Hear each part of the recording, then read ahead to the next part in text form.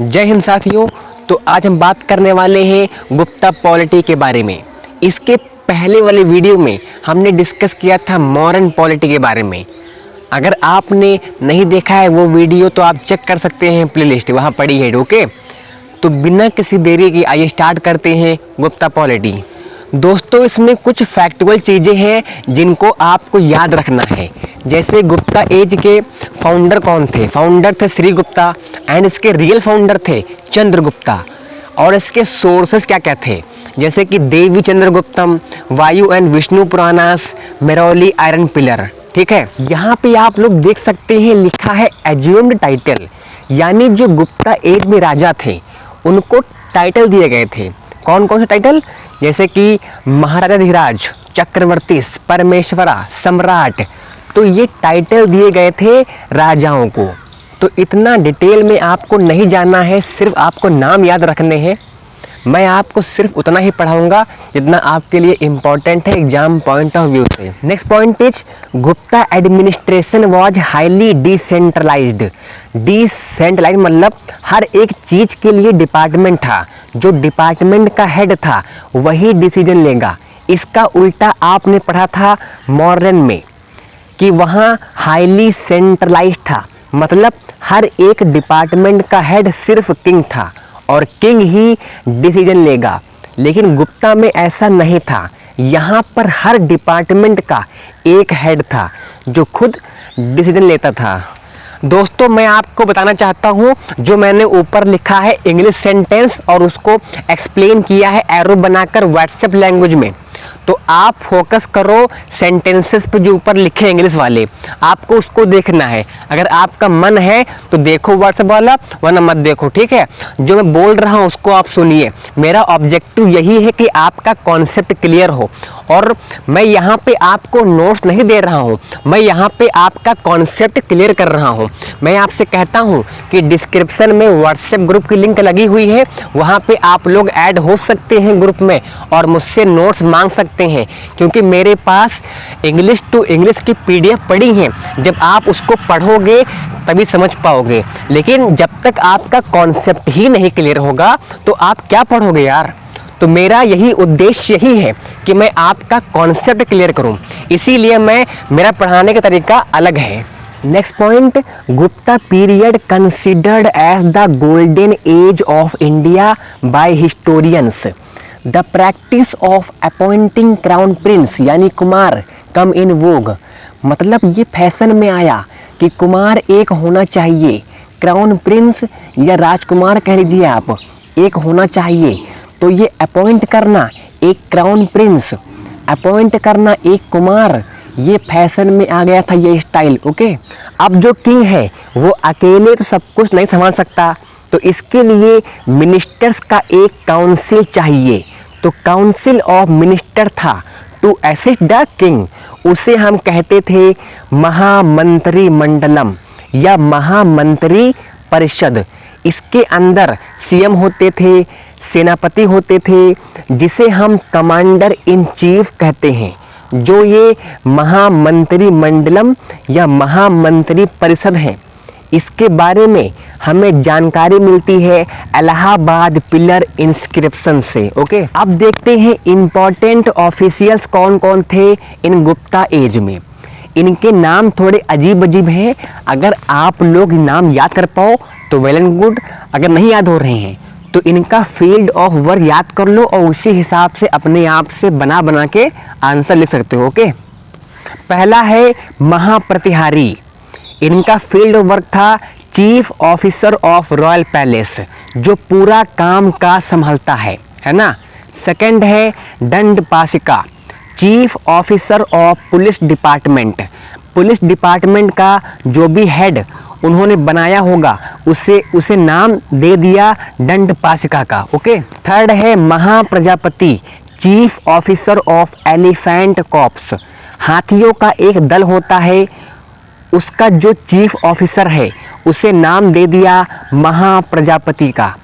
फिर है विनय स्थिति स्थापक, chief officer of religious affairs. फिर है महाअश्वपति, चीफ ऑफ कैवलरी, जो घोड़ों की सेना होती है उनके हेड कौन है? महाअश्वपति, है ना। फिर है महादंडनायका, मिनिस्टर ऑफ जस्टिस। अब जो गुप्ता शासक थे, इन्होंने 2 हायर ऑफिशियल रखे थे जिनके नाम थे संधि विग्राहिका एंड कुमार अमात्यास। संधि विग्राहिका फर्स्ट अपीयर्ड अंडर समुद्रगुप्ता।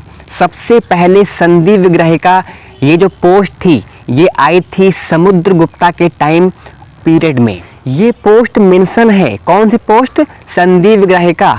कहाँ मेंशन है? गुप्ता इंस्क्रिप्शन में। जो संधि विग्राहिका हैं ये probably minister of foreign affairs. अब एक्चुअल में हमें नहीं पता क्या है, बट जब हम स्टडी करते हैं, जो भी हिस्टोरियंस स्टडी करते हैं उनके हिसाब से शायद ये फॉरेन अफेयर्स का काम संभालते होंगे।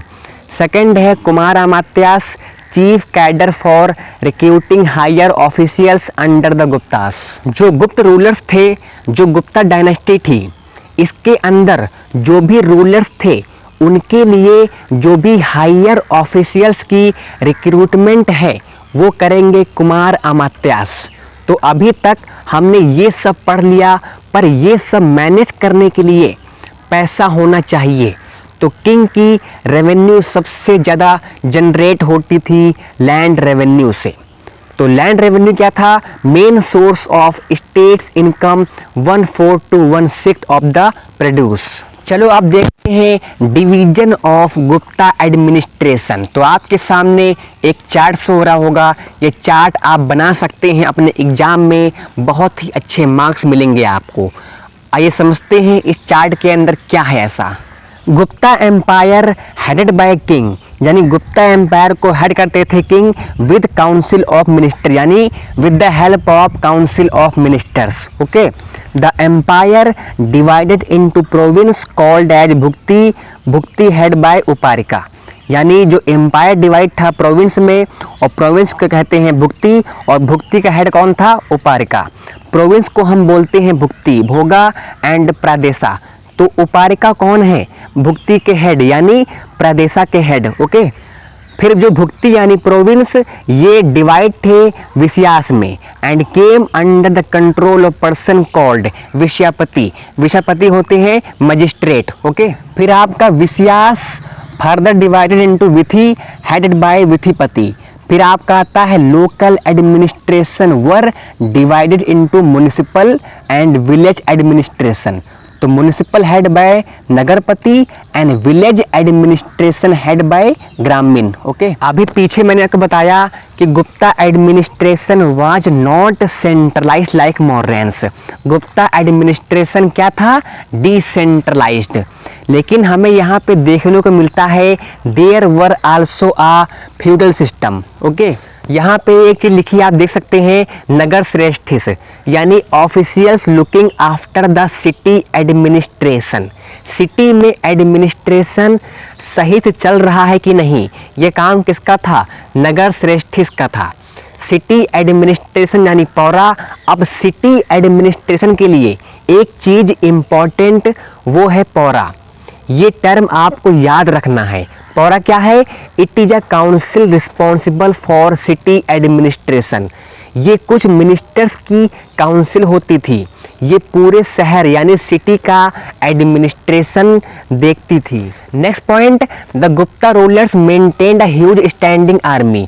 मतलब गुप्ता रूलर्स के पास बहुत बड़ी स्टैंडिंग आर्मी थी। स्टैंडिंग आर्मी मतलब कि हर एक टाइम सैनिक तैयार होते थे युद्ध करने के लिए। यहाँ पे आप देख सकते हैं एक टर्म लिखा है सेना भक्ता। It was a form of tax that is army was to be fed by the people whenever it pass through the country side.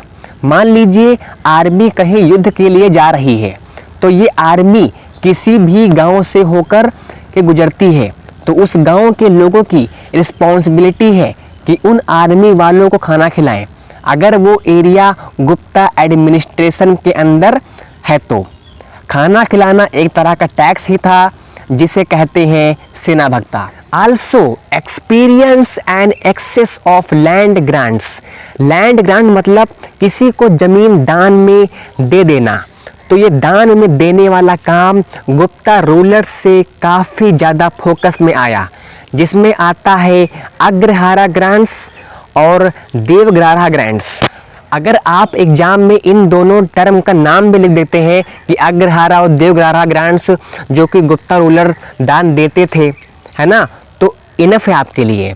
इसके अंदर डिटेल में आपको नहीं लिखना है, क्योंकि क्वेश्चन एक ही आता है कि right a short note of Gupta dynasty, है ना। तो मैं आपको इतना बता रहा हूँ कि 3-4 पेज तो हो ही जाएगा। अगर आप बीए के बच्चे होते तो आप पढ़ते और डिटेल में, लेकिन आप बच्चे एलएलबी के, है ना, तो आप उतना पढ़िए जितना आपके लिए सफिशिएंट हो, और मैं आपको उतना ही पढ़ा रहा हूँ। अब तो मैं एक्स्ट्रा पढ़ा रहा हूँ, बस आप समझ पाओ उस चीज़ को, ठीक है, कितना लिखना है। बाकी वह व्हाट्सएप पे आओ, मैं आपको नोट्स दूंगा, उसी हिसाब से आपको याद करना है, ओके। अब देखते हैं गुप्ता डायनेस्टी की सोसाइटी कैसी थी। गुप्ता सोसाइटी में पहली बात, जो शूद्रास थे उनकी पोजीशन थोड़ी सी इम्प्रूव होती दिखी एक तरफ पर। दूसरी तरफ से एक और चीज़ बढ़ी थी, वो अभी मैं बताऊंगा आपको आगे। सो जो वर्ना सिस्टम चलता था उसमें ऐसा कहा जाता था सबसे ऊपर ब्राह्मण, फिर उनके बाद आते क्षत्रिय, उनके बाद आते हैं वैश्य और उनके बाद आते हैं शूद्र, यानी सबसे लोवेस्ट शूद्र को माना जाता था। तो ये शूद्रा की पोजीशन थी, थोड़ी सी इम्प्रूव हुई। किस तरह से? जो शूद्र थे उन्हें अलाउ किया गया कि वो एपिक्स, जिसको हम महाकाव्य कहते हैं, जैसे रामायण महाभारत, उन्हें वो सुन सकते हैं। पहले सुनना भी अलाउ नहीं था, पर बाद में अलाउ किया गया। और ये भी अलाउ किया गया कि वो भगवान कृष्ण की पूजा भी कर सकते हैं। लेकिन दूसरी जगह ये भी देखने को मिलता है कि जो अनटचेबिलिटी और इंटेंसिफाइड हो गई और ज़्यादा बढ़ गई थी गुप्ता एज में। अब आप ये भी जान लो पोजीशन ऑफ वुमेन क्या थी। इनकी पोजीशन थोड़ी सी खराब हो गई थी और वुमेन्स को ये तक राइट यानी अधिकार नहीं था कि उनको प्रॉपर्टी मिले। जो भी प्रॉपर्टी हो उनके एंसेस्टर्स की या हस्बैंड की, वो भी इनको नहीं मिलती थी। इनको बस स्त्री धन मिलता था। जो आपका स्त्री धन है, इसमें क्या आता है? जो शादी के बाद जो चीज़ें मिलती हैं, फॉर एग्जाम्पल आपको मिले कुछ गहने, आपको मिली कुछ साड़ियाँ, ये चीज़ें स्त्री धन में मिलती थी, बाकी चीज़ें नहीं मिलती थी, यानी प्रॉपर्टी वगैरह। Next point, polygamy was common. Polygamy मतलब होता है कि एक आदमी है वो काफ़ी सारी वुमेन्स से शादी कर सकता है, सो उसको पॉलीगैमी कहा जाता था। तो यहाँ मेल डोमिनेंट सोसाइटी थी। उसके अलावा प्री प्यूबर्टी यानी अर्ली एज की जो मैरिज थी, जनरली 12-13 साल, तो इस एज में शादियां होती थी। हिंदी में आप बोल सकते हैं बाल विवाह होते थे। Next point, first example of sati appeared in Eran MP. Sati का जो पहला एग्जाम्पल है वो अपीयर्ड हुआ था इस एज में ही। ईरान नाम की जगह है मध्य प्रदेश में, यहाँ पे सती होते हुए दिखती है। आप लोग जानते होंगे सती क्या है। सती में जिस वुमेन का हस्बैंड खत्म हो जाता था तो उस वुमेन को भी जला दिया जाता था। तो ये सब चीज थी यहाँ पे और वुमेन्स की कंडीशन बहुत खराब थी। अब देखते हैं रिलीजन इन सोसाइटी।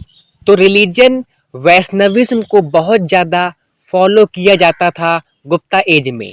वैष्णविज्म का मतलब जो विष्णु को मानते हैं, विष्णु भगवान के जितने भी अवतार हैं उनको मानने वाले हैं, जैसे राम जी हो गए, कृष्ण जी हो गए। तो वैष्णविज्म यहाँ पे बहुत ज़्यादा बढ़ते हुए दिखा। और उसके साथ साथ आइडल वर्शिप सबसे कॉमन फीचर बन गया हिंदुज़्म का। इनके वक्त बहुत सारी मूर्तियाँ बनाई गईं और मूर्ति की पूजा करना यहाँ से ज़्यादा बढ़ा। ठीक है, तो ये रहा गुप्ता एज की सोसाइटी। आप जो समझे हैं उसी को समरी वे में आप लिख सकते हैं अपने एग्जाम में। ठीक है, जैसा क्वेश्चन, जितने नंबर क्वेश्चन आएगा आपको उसी हिसाब से लिखना है। अब बात करते हैं गुप्ता एज की इकोनॉमी कैसी थी। ठीक है, इसमें भी आप लिख सकते हैं थोड़े पॉइंट। कम से कम आपका 4-5 पेज तो कवर हो जाएगा और जितने नंबर क्वेश्चन आए आप उसी हिसाब से लिखिएगा। ओके। इकोनॉमी की अगर हम बात करें तो गुप्ता पीरियड की इकोनॉमी थी, उसमें ऐसा कहा जाता है कि 18 सोर्सेस यानी 18 टाइप्स ऑफ टैक्सेस थे। हालांकि हमारे पास इसके बहुत ज़्यादा एविडेंस नहीं है, बट ऐसा काफ़ी सारे सोर्सेस में लिखा गया है। और जो टैक्सेस कलेक्ट किए जाते थे गुप्ता एडमिनिस्ट्रेशन में, वो टैक्सेस का सबसे बड़ा हिस्सा है वो पब्लिक वेलफेयर पे ही स्पेंड किया जाता था। लैंड रेवेन्यू फिक्स था 1/6 यानी 1/6। पीछे मैंने आपको बताया था। गुप्त रूलर्स ने इशू किए थे largest number of gold coins, but उतने प्योर नहीं थे जितने कुशानास के गोल्ड क्वाइंस हुआ करते थे। उसके अलावा टाइप्स ऑफ टैक्सेस में आपको बस 3 याद रखने हैं, इतना बहुत है। पहला है भाग, इसमें जो भी राजा बनेगा वो 1/6 शेयर कल्टीवेटर से लेती है, ये मैं आपको बता चुका हूँ। दूसरा है भोग।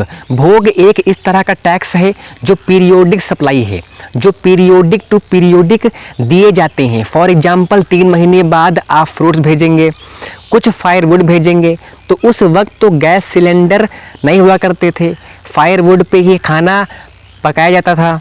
जो भी विलेजर्स हैं वो यहाँ पे लाकर देते थे किंग को, फायरवुड लाकर देते थे या फ्लावर्स लाकर देते थे, तो ये टैक्स था। फिर आपका थर्ड है बलि। ये टैक्स वॉलंटरी ऑफरिंग हुआ करती थी। अगर लोग चाह रहे हैं कि खुद से हम राजा को देना चाहते हैं तो वो दे सकते थे, बट बाद में ये टैक्स कंपलसरी हो गया। गुप्ता रूलर्स ने कंपलसरी कर दिया इस टैक्स को कि आपको हमें कुछ न कुछ देना पड़ेगा।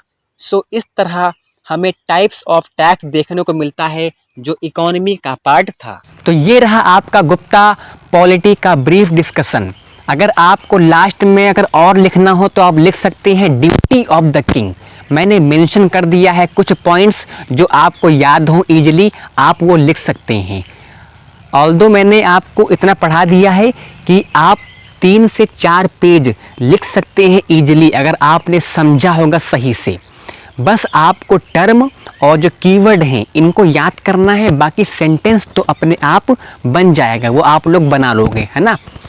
अगर आपको इन सारे टॉपिक्स के नोट्स चाहिए तो डिस्क्रिप्शन में व्हाट्सएप ग्रुप की लिंक लगी हुई है, वहाँ पे आप लोग ग्रुप में ऐड हो सकते हैं और मुझसे नोट्स मांग सकते हैं। मैं आपको टोटली इंग्लिश टू इंग्लिश के नोट्स प्रोवाइड करूंगा। यहाँ यूट्यूब पे मेरा यही ऑब्जेक्टिव है कि मैं आपका कॉन्सेप्ट क्लियर करूं। यहाँ मैं आपको नोट्स नहीं प्रोवाइड कर रहा हूँ, मैं ऊपर लिखता हूँ इंग्लिश में, नीचे उसको एक्सप्लेन करता हूँ व्हाट्सएप लैंग्वेज में, है ना। तो मेरा यही ऑब्जेक्टिव यही है कि आपका कॉन्सेप्ट क्लियर हो। आप व्हाट्सएप पे आओ, मुझसे नोट्स मांगो इंग्लिश टू इंग्लिश के और उसको पढ़ो। और जब मेरा आप यूट्यूब का पढ़ाई पढ़ोगे, जब दोनों पढ़ोगे तो आपका कॉन्सेप्ट और ज़्यादा स्ट्रांग हो जाएगा और आप अपने आप से एक अच्छा आंसर फ्रेम कर सकोगे अपने एग्जाम में, है ना। तो इस बात का आपको ध्यान रखना है। मैं आपको डबल नोट दे रहा हूँ, एक हिंदी प्लस इंग्लिश दोनों मिक्स और एक इंग्लिश टू इंग्लिश। जब आप दोनों पढ़ोगे तो आपका कॉन्सेप्ट और ज़्यादा स्ट्रांग हो जाएगा, ठीक है। तो आप व्हाट्सएप पे आओ और मुझसे नोट्स लो। तो मिलते हैं नेक्स्ट वीडियो में, तब तक के लिए जय हिंद जय भारत।